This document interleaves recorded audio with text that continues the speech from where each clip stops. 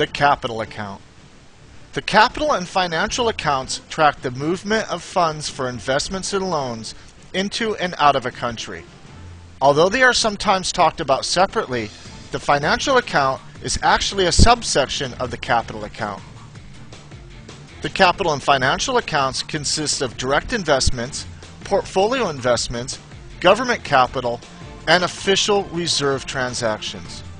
Direct investment, also called physical flows, refers to actual foreign direct investments such as investments in real estate, manufacturing, and local acquisitions. Foreign direct investment occurs when an investor acquires ownership and control over these assets. Portfolio investment refers to money flowing into and out of the country for the purchase of financial assets such as stocks and bonds. Government capital refers to government transactions outside the country of residence.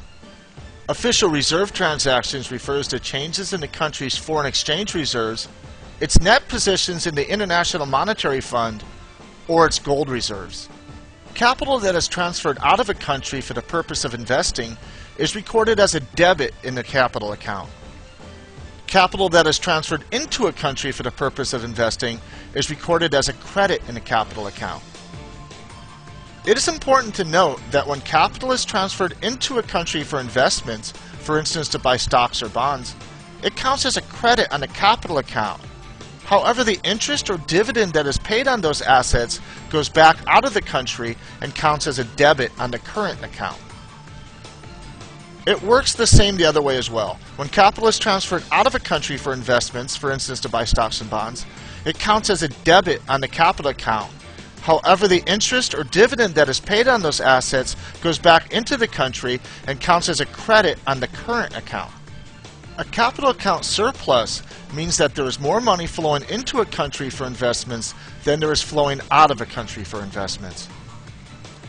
A capital account deficit means that more money is leaving the country for investments than there is coming into a country for investments.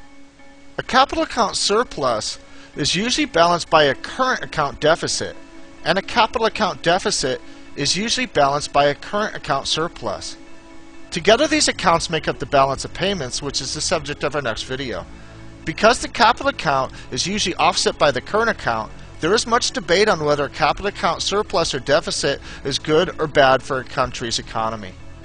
In today's global economy, the ability to move capital freely into and out of countries is fundamental for world trade.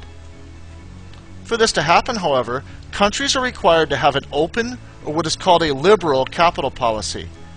Today, many developing economies are implementing capital account liberalization, a process that removes restrictions on capital movement.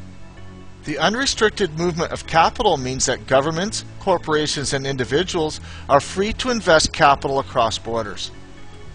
This then paves the way not only for more foreign direct investments into developing countries, but for portfolio investments as well, resulting in a stronger global economy.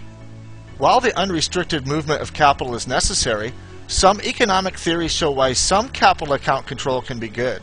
For instance, the recent financial meltdowns both in the US and previously in Japan are examples where there was either not enough regulation or not enough regulation being enforced. Economists argue that these financial disasters may have been less severe had there been more control over the capital account.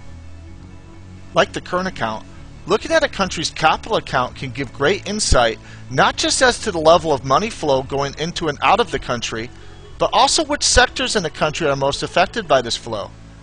This benefits traders from all markets, as we can now see which countries are growing and expanding, as well as which sectors in the country are growing and expanding.